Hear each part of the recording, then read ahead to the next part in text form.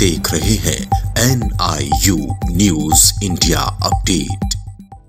नमस्कार, स्वागत है आप सभी का। मैं हूं आपके संग दीप मैठानी और आप देख रहे हैं न्यूज़ इंडिया अपडेट NIU पर आज हमारे साथ खास मेहमान हैं उत्तराखंड क्रांति दल के केंद्रीय प्रवक्ता अनुपम खत्री जी। भाई जी प्रणाम आपको और बहुत बहुत स्वागत आपका न्यूज़ इंडिया अपडेट पर। ऐसे जंगल में पहाड़ों में हम बैठे हैं, पहाड़ के नेता बने हैं आप। पहाड़ की पार्टी जो है, जो पहाड़ को बनाने वाली पार्टी या पहाड़ को बचाए रखने वाली पार्टी उत्तराखंड क्रांति दल, जिसे कि हम लोग उत्तराखंड का राज्य निर्माण में अहम भागीदारी देने वाला दल के रूप में देखते हैं। कैसे देखते हैं, कहाँ जा रहा है इसका रुख तो दीप भाई बहुत अच्छा जा रहा है। आज उत्तराखंड क्रांति दल का हर सिपाही पुनः जागृत भी हो रहा है और नए बहुत सारे परिवार में हमारे सदस्य बढ़ने हैं। कई सैनिक, पूर्व सैनिक और कर्नल लेवल तक के हमारे पास अब सदस्य हैं और कर्मठ और बिल्कुल एक तरह से समर्पित सदस्य। और यूकेडी के लिए एक बात मेरे को कहने में गुरेज नहीं होगी कि हमारे उत्तराखंड के अंदर ये बात बड़ी प्रचलित है कि यूकेडी वाले जो है पदों के पीछे जो है आपस में बड़ा होड़ रखते हैं और केंद्रीय हमारी कार्यकारिणी भी हमेशा सबको बहुत बड़ी भी दिखती है। तो देखिए, दिखती है ये बात से तो हम ऐतराज़ नहीं करते और है भी, लेकिन आज जो उत्तराखंड क्रांति दल का स्वरूप नया बन रहा है, अब इसमें पदों की दौड़ मुझे कहीं नहीं दिखती। अब जो आ रहे हैं बस उत्तराखंड के लिए आ रहे हैं और इसीलिए वो उत्तराखंड क्रांति दल में आ रहे हैं। तो ये एक धारणा जो हमारी शुरू से थी, मेरी भी बनी थी कि यार यूकेडी तो जो है वो उत्तराखंड क्रांति दल उत्तराखंड के लिए ही एकमात्र दल ये सर्वमान्य हो सकता है। तो ये सर्वमान्यता मैं देख रहा हूँ कि जन जन में मुझे दिख रही है और मैं बहुत स्वागत कर रहा हूँ सभी का। हमारे अध्यक्ष जी आदरणीय काशी सिंगेरी जी के नेतृत्व में हम लोग काफ़ी अच्छे फैसले ले रहे हैं। उनके फैसलों से दल को बहुत लाभ भी मिल रहे हैं और हम लोग अब की बार अधिकतम निकाय लड़ाने की स्थिति में अपने आप को देख रहे हैं। मैं एक बात पूछना चाहूँगा आपसे खत्री जी कि मैं हमेशा ये बात पूछता हूँ, चाहे वो कोई निर्दलीय चुनाव लड़ रहा हो या फिर कोई छोटा दल हो, ये जो बड़े दल हैं कांग्रेस, भाजपा, ये एक धनाढ्य इनको कहा जा सकता है, ये धन के पशु है एक तरीके से। तो इतनी बड़ी पार्टियों से कैसे मुकाबला करेंगे आप? आसान है दीप भाई, मुश्किल नहीं है। देखिए, जब तक विकल्प नहीं होता तब तक व्यक्ति को कम बुरे और ज़्यादा बुरे की दौड़ दौड़नी पड़ती है। आज की जो लड़ाई है वो सही और गलत के बीच में नहीं है, सही तो एक विकल्प बन गया है। जो आज दौड़ है वो कम गलत और सही गलत के बीच में। क्या पिछली बार ये बैठा था, इसने तो 1000 करोड़ का लूटा, अब की बार जो आया उसने 4000 का लूट लिया, इससे अच्छा तो वही था। लेकिन जब विकल्प जनता को मिलता है ना, तो यकीन मानिए वो जो आज प्रचलन में है कि बड़े मुंहफट तरीके से वो नेता भी ये बात बोल देते हैं कि भाई वोट अगर तुमने दिए तो कौन सा एहसान किया। आप समझ ही रहे होंगे मेरी बात को, जनता भी समझ रही है। वो बात भी नगण्य हो जाएगी उसके आगे जब ये विकल्प खड़ा होगा। और यकीन मानिए समय जैसे जैसे बीत रहा है और जैसे जैसे 27 करीब आ रहा है, आपको उत्तराखंड क्रांति दल प्रबल और प्रबल होता ही दिखेगा। क्योंकि आज मैं आपको बताऊं, हमारी रथ यात्रा हो रही है कुमाऊं में जी। अब उस कुमाऊं यात्रा में क्या हुआ, जब हम निकले तो मुट्ठी भर थे, अब वो कानवा बन रहा है। जहाँ जहाँ हम जा रहे हैं, भीमताल से अल्मोड़ा, भवाली, आपके रानी खेत को, पिथौरागढ़, कल हमारी पिथौरागढ़ यात्रा थी, अब फिर वो उससे आगे बढ़ रही है। तो जो गांव के लोग हैं वो इस तरह से मिल रहे हैं कि देख के ऐसा लग रहा है कि कितने मतलब लंबे समय से वो इंतज़ार कर रहे थे यूकेडी वालों का। एक लंबे समय से उनको आज उनको देख के महसूस होता है कि उन्हें इंतजार था। और कहीं ना कहीं तो मैं आपको एक बात कहूँ, पहला चुनाव जब हुआ, अधिकतर कहा जाता है यूकेडी जो है सत्ता की गोद में बैठ गई, मलाई चाटी इनके लोगों ने। भाई 4 विधायक आए थे, 4 विधायक में क्या खा के क्या करके बहुमत ले पाते, ये बता दो।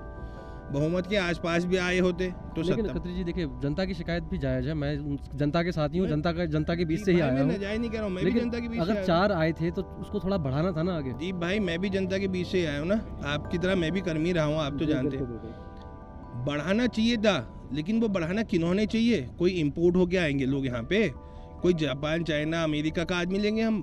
बढ़ाएगा तो हम ही, पहाड़ी बढ़ाएगा, उत्तराखंडी बढ़ाएगा, कौन बढ़ाएगा? उत्तराखंड में एक तो सबसे जो मैंने अवधारणा ये देखी, इन लोगों ने इस तरह से उत्तराखंड क्रांति दल का पतन किया। इन राष्ट्रीय दलों के नेताओं ने, जो नेता कभी हमारे आदरणीय दल के लेजेंड्स नेताओं के सामने प्लेटें उठाया करते थे, खाना लगाते थे, उनका चाय पिलाने खड़े होते थे हाथ जोड़े उनके, आज वो मुख्यमंत्री, कैबिनेट मंत्री बन के इतरा रहे हैं उनका कद यूकेडी के आगे चींटी के समान भी नहीं है आज भी। लेकिन क्या हुआ कि क्रांतिकारी जो होता है बड़ा कमिटमेंट का पक्का होता है। इन लोगों ने थोड़ा चाल खेली, उन लोगों को कमिटमेंट्स में फंसाया, जैसे लोकसभा चुनाव का बहिष्कार कराना बडोनी जी से, जैसे उस समय का घटनाक्रम देख लें जब दिवाकर भट्ट जी राजस्व मंत्री हुए थे, या वो 4 विधायकों वाला प्रकरण देख लें जब यूकेडी ने सत्ता को पहला समर्थन दिया था। तो समर्थन तो भाई 9 बिंदुओं पे था, जब 9 में से एक भी पूरे नहीं हुआ यूकेडी ने समर्थन ले लिया। लेकिन इस समर्थन देने के पीछे एक और आशय भी था कि अभी नया स्टेट बना है, पहला चुनाव हुआ है, बहुमत तो किसी को मिला ही नहीं। अगर ऐसे में दोबारा चुनाव करने पड़ गए तो जनता पे अधिभार पड़ेगा, बोझ पड़ेगा।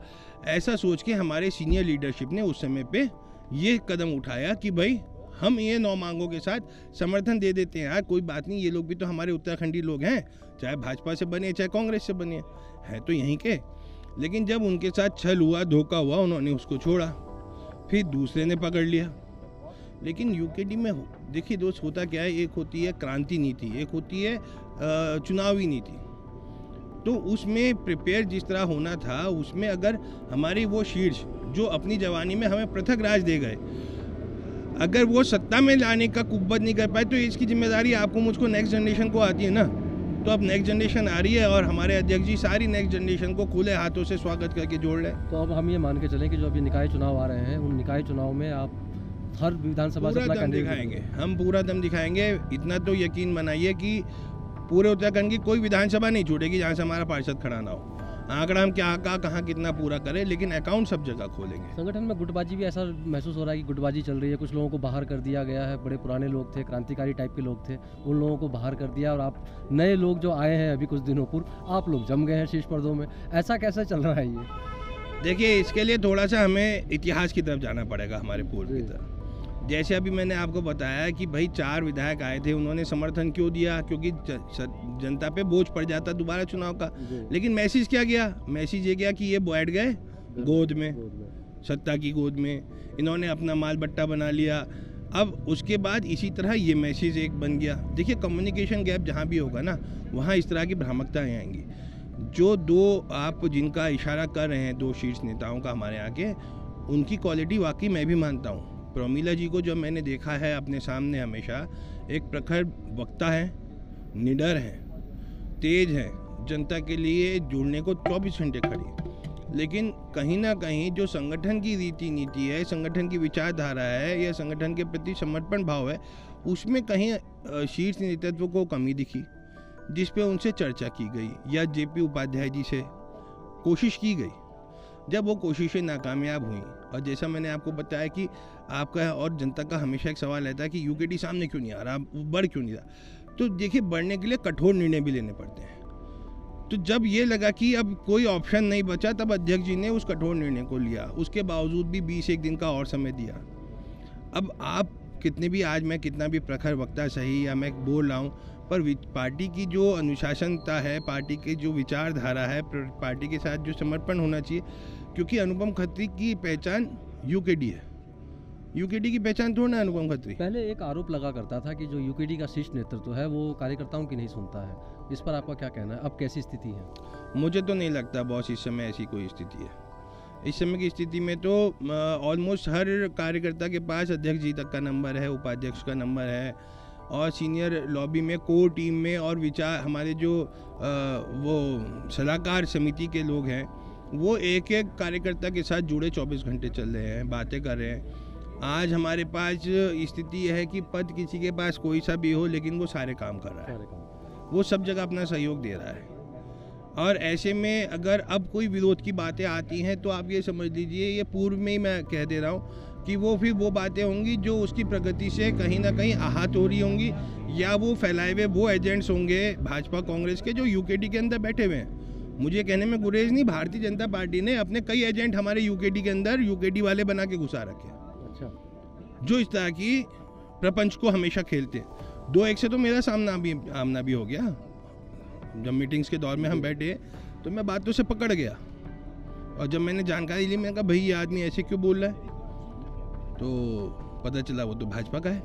अच्छा। लेकिन हमारे यहाँ बैठा क्यों? क्योंकि वो उत्तराखंडी है, वो पहाड़ी है, इसलिए बैठा है मीटिंग में। मतलब आपको वाकई लगता है कि इतने बड़े राष्ट्रीय दल जो इसके केंद्र में भी सत्ता है वो यूकेडी को कमजोर करने के लिए 2-4 एजेंट भेजेगी? इतना बड़ा कंस इतने से कृष्ण को मारने के लिए भेज सकता था अपने बड़ी बड़ी पूतना। सीधा उदाहरण कहाँ से कहाँ दे दिया आपने। तो सोचिए, जब इतना बड़ा कंस इतने से कृष्ण के लिए पूतना और महामारीच और फलाना ढिमकाना राक्षसों को भेज रहा है, तो डर कहाँ तक होगा? तो ये डर तो है। अच्छा चलिए, ईमानदारी से बताइएगा, वर्तमान में परीक्षा घोटाला हमारे प्रदेश में हुआ और बहुत हाइप हुआ, इसमें पत्थरबाजी तक हो गई थी, लेकिन इसमें 58 गिरफ्तारियां भी हुई। तो धामी जी के काम को कैसे देख रहे हैं? संतुलित। धामी जी क्योंकि पूर्व में बड़ा अच्छा जन नेतृत्व कमाते हुए आए, जब तक मैंने इनको ऑब्जर्व किया था, देखा था एज ए जर्नलिस्ट। लेकिन फिर इस बार के चुनाव में मैंने देखा खटीमा ने नकार दिया, पर मोदी ने अपना लिया। आपको नहीं लगता कि खटीमा ने नहीं नकारा, गुटबाजी हुई वहाँ पे? नहीं, ये जवाब देने दीजिए। गुटबाजी हर जगह होती है दोस्त। कोई संगठन, कोई दल, कोई कंपनी, आपकी 5 लोगों की भी कंपनी होगी ना, गुटबाजी उसमें भी होगी। जहाँ 2 से बढ़ के 3 हुए वहाँ गुट बन गया दोस्त, तो गुटबाजी तो होती है। गुटबाजी मतलब विचारधारा मिलना या ना मिलना। तो जब खटीमा की जनता ने इन्हें नकार दिया, तो आप देखिए कि एक प्रभावशाली हमारे प्रधानमंत्री जी ने, क्योंकि अब ये उनको पसंद आ गए थे, तो ये मुख्यमंत्री फिर भी अल्टीमेटम बन गए। तो संतुलन जरूरी है, एक तरफ जनता के लिए भी, क्योंकि पॉइंट तो बनाने ना, तो वो गिरफ्तारियां हो गई, दिखा दिया हमने 58 लोग गिरफ्तार कर दिए। पर ये 58 मुर्दे पे से बाल उतारने से ज़्यादा कुछ नहीं है, क्योंकि इसका डायरेक्ट फ़ायदा उत्तराखंड को कुछ नहीं मिला। जो असली लोग इस सारे फंक्शन को ऑपरेट कर रहे थे, जिन्होंने ये क्रिएट किया हुआ था, वो आज भी बाहर ही हैं और आज भी वो पावरफुल पदों पे ही बैठे हैं। और जो विधानसभा से जो लोगों को बाहर निकाला गया, 226 से 228 के आसपास वो लोग हैं, उसके बारे में क्या राय है आपकी? वो प्रेमचंद अग्रवाल के नाम की बलि चढ़ी। आप एक बात देखिए कि 72 लोगों का मामला उठा था। प्रेमचंद अग्रवाल जी आजकल बड़ी चर्चाओं में है। परसों एक सड़क में दनादन कर रहे थे एक व्यक्ति के साथ। हाँ, बारे में क्या कहना चाहिए? खर्चा पानी देते रहते ना वो जी। जब नहीं बने थे तब ऐसे खर्चा देते थे, अब बन गए हैं तो ऐसे खर्चा दे रहे। तो खर्चा पानी दे रहे, चर्चाओं में बने। आप ये देखिए 72 लोगों के बारे में सवाल उठता है, बिल्कुल रिसेंट अपॉइंट हुए, जिनके पास ना वहाँ अनुभव हुआ था तब तक, ना उनके प्रॉपर वे थे, और बाहरी लोग भी उसमें बहुत सारे थे। तो उन 72 लोगों के एवज में ये इतने बाकी के शहीद हो गए, जो भले ही मैं कह रहा हूँ इसी सिस्टम से ही आए हैं विधानसभा में, क्योंकि सिस्टम ही यही है। अब मुझे एक बड़ा हास्यप्रद इसमें लगता है कि जब आज से पहले, मुझे याद है बहुत पहले यही मामला उठा था, तब ये लोग सुप्रीम कोर्ट गए थे, तब सरकार इनके फेवर में हुआ करती थी, तो सुप्रीम कोर्ट से ये निर्णय हुआ था कि इनको इसी तरह ही बहाल माना जाएगा जिस तरह ये अपॉइंट हुए। तो सुप्रीम कोर्ट के बाद तो वो कानून बन जाता है ना बॉस। और आप ये देखिए कितने हंसी की बात है कि उस सुप्रीम कोर्ट के उस आदेश के बाद भी कि उसी कंडीशन को माने माना जाता है। इन बाकी लोगों को भी निकाल दिया, सिर्फ 72 लोगों के लिए। और 72 किसके थे? वो सारे 72 थे इन्हीं के, प्रेमचंद जी के। और संस्तुति उसमें धामी जी की आई हुई थी, क्योंकि मुख्यमंत्री तो उसी समय वही थे। और श्रम और वित्त के बिना अगर अनुमोदन हो रहा है, तो एक ही आदमी है प्रदेश में जो ये पावर रखता है, तो उस पावर के साइन के बिना वो काम हो नहीं सकता। तो संतुलन अभी उसी विधानसभा के साथ जब वो उठा, तो फिर यूके SSS उठा। अब ये कहें कि यूके SSS पहले उठा तो विधानसभा उठा, तो दोनों ने एक दूसरे को संतुलन कर दिया। तो धामी जी संतुलन। अंकिता भंडारी ने इन सबको ही दबा दिया 1%। देखिए, अंकिता की तो बात जब भी आती है, वाकई मन को ही लगता है कि अभी भी यार हमसे कसर छूट गई है, वो नहीं कर पा रहे हैं जो करना चाहिए और जो हो जाना चाहिए था अब तक। आज अगर हम उत्तर प्रदेश को उठा के देखें, तो वहाँ एक गैर कानूनी व्यक्ति को भी एक गैर कानूनी तरीके से सजा दे देते हैं, लेकिन जनता उसकी जो है स्वीकारता करती है, क्योंकि वो एक इतना ऐसा काम किया हुआ आदमी था। यहाँ पे एक बंधु ने इतना ज़्यादा गंदा किया और वो कानूनी रूप से भी छूटे हुए। मैं आपको बताऊँ इसकी सत्यता, क्योंकि आशुतोष तो हमारे साथ ही रहते हैं, हमारी आए दिन उनसे बात होती रहती है, वो पूरा इस केस को देख भी रहे हैं। आप ये देखिए कि जिस तरह के बयान अब सामने आ रहे हैं कोर्ट में, पुलिस की पूरी जांच में उन बयान देने वालों को छुआ भी नहीं गया। और जिस विधायक ने वो पूरा कंस्ट्रक्शन तोड़ दिया जिस एरिया में अंकिता सोती थी, उस पर कुछ नहीं किया। फिर उसके बाद वहाँ आग लगा दी गई, तब कुछ नहीं किया। फिर जब एक डेलीगेशन पूरे इंडिया का लेडीज़ का आता है तो फैक्ट्री जला दी जाती है, तब कुछ नहीं किया। यूके SSSC में आपका बॉबी पवार उस ट्रांसपोर्टर को बगल में लेके बैठ के खुली पीसी करता है, आपकी भी आवाज़ आ रही थी उस पीसी में, मैं देख रहा था, और उसके बाद खुद कुछ नहीं किया गया। तो उन 58 को बंद करके मुर्दे के बाल उतारने से ज़्यादा कुछ नहीं हो रहा, तो बताओ क्या हो रहा है। और मुर्दे के बाल कौन है? जनता, क्योंकि जीत तो ये मोदी जी के नाम से रहे हैं। जनता की भी यहाँ बहुत बड़ी बेवकूफ़ी है कि एक ही नाम उसके दिमाग में इतना छा गया कि वो संतुलन से ही बाहर हो गई। कर्नाटक हार गए मोदी जी के नाम के बावजूद। जिसकी आँख खुलती जा रही है, मुझे लग रहा है वहाँ पे परिवर्तन आता है। अब हम उत्तराखंड की आँख खोलना चाह रहे हैं, देखते हैं उत्तराखंड कितनी जल्दी जागते हैं। चलिए, उम्मीद है कि उत्तराखंड जागेगा। समय का थोड़ा अभाव है खत्री जी आज। मैं आपसे अंत में सिर्फ एक सवाल पूछना चाहूँगा। आज नई संसद मिली है देश को, एक बहुत खूबसूरत बिल्डिंग जिसको मैंने पूरी अभी फ़ोटो देखा, प्रेस रिलीज जारी जो हुई है, कैसे देखते हैं इसको? क्या उपलब्धि है देश की? नहीं, बहुत अच्छा है, बहुत बढ़िया है। भविष्य को देखते हुए निर्माण करना, और ये सवाल मैंने आपसे इसलिए पूछा खासकर क्योंकि विपक्ष जो कांग्रेस जो मुख्य विपक्षी दल है उसने इसका बहिष्कार किया और वो उद्घाटन समारोह तक में नहीं। देखिए, बहिष्कार करना एक बड़ी घिसी पिटी वाली राजनीति है। मतलब विपक्ष होने का मतलब ये थोड़ा ना कि जो अच्छा काम हो रहा है उसकी भी बुराई करो। भाई, आज की डेट में आप जनसंख्या का आंकड़ा देख लो क्या है। जब ये संसद बनी थी तब जनसंख्या का आंकड़ा क्या था? कल को सांसदों की भी तो संख्या ज़्यादा चाहिए होगी भाई, वो कहाँ बैठेंगे? छतों पे लिंटर डाल के। तो भविष्य को देखते हुए एक निर्माण किया गया है और आधुनिक निर्माण किया गया। मैं तो देख के नहीं आया हूँ, लेकिन मेरे को इसी बात से प्रसन्नता है कि एक नया निर्माण किया गया है और अपने नाम का है, भारत का निर्माण, भारत की संसद, भारत का निर्माण। तो इस मामले में तो मैं आदरणीय प्रधानमंत्री जी को वाकई धन्यवाद करूंगा एक ऐसी सोच के लिए। साथ में एक संदेश ये, अगर वीडियो वहां तक पहुंच जाए या उनके किसी भी उस तक, तो एक संदेश ये भी है कि जब संसद इतनी अच्छी बना दी तो देश को भी चलाने का अच्छा सिस्टम बना ही लीजिए। जो वादे करके आए थे आप सत्ता में, अब वो वादे पूरे कर भी लीजिए। काफ़ी वादे तो पूरे हो गए हैं। राम मंदिर बन गया, 370 हट गई, ट्रिपल तलाक आ गया। बिल्कुल राम मंदिर देखिए पूरा हुआ। ट्रिपल तलाक का तो मुझे पता नहीं था, इनके संकल्प में पत्र में मैंने ऐसी कोई घोषणा नहीं पढ़ी थी। नोटबंदी भी मैंने नहीं पढ़ी थी, बहुत सारी चीज़ें नहीं पढ़ी थी। राम मंदिर तो शुरू से एजेंडा है, फास्ट ट्रैक पे वो ले आए और उसका जल्दी डिसीजन हुआ, करा उन्होंने भी कोर्ट के थ्रू ही। और मुझे लगता है कि जब इतने लंबे समय से वो चल रहा था तो एक दिन तो उसका फैसला आना ही था, तो आ गया। आप उनको क्रेडिट नहीं देना चाहते आप? नहीं, क्रेडिट अब वो अच्छे से बनवा रहे हैं, वो बढ़िया बात है। बाकी बहुत सारे महात्माओं में सर फुटबॉल हो गई थी राम समिति बनते समय, उसको शायद मैनेज कर दिया इन लोगों ने, वो भी अच्छी बात है। और राम की तो धरती है साहब, राम का अगर मंदिर ना बनाया, राम का अगर दरबार ना बनाया तो राम के वंशज कहलाने का फ़ायदा क्या पाया? चलिए, बस इशारों में बहुत कुछ कह गए आप मोदी जी को भी। हमें समय देने के लिए बहुत बहुत धन्यवाद करते हैं। तो आज हमने आपके जो विचार सुनाए ये थे उत्तराखंड क्रांति दल के केंद्रीय प्रवक्ता अनुपम खत्री जी। बाकी अपडेट्स के लिए हमारे साथ बने रहिएगा और देखते रहिए न्यूज़ इंडिया अपडेट। बहुत बहुत धन्यवाद। आप देख रहे हैं NIU न्यूज़ इंडिया अपडेट।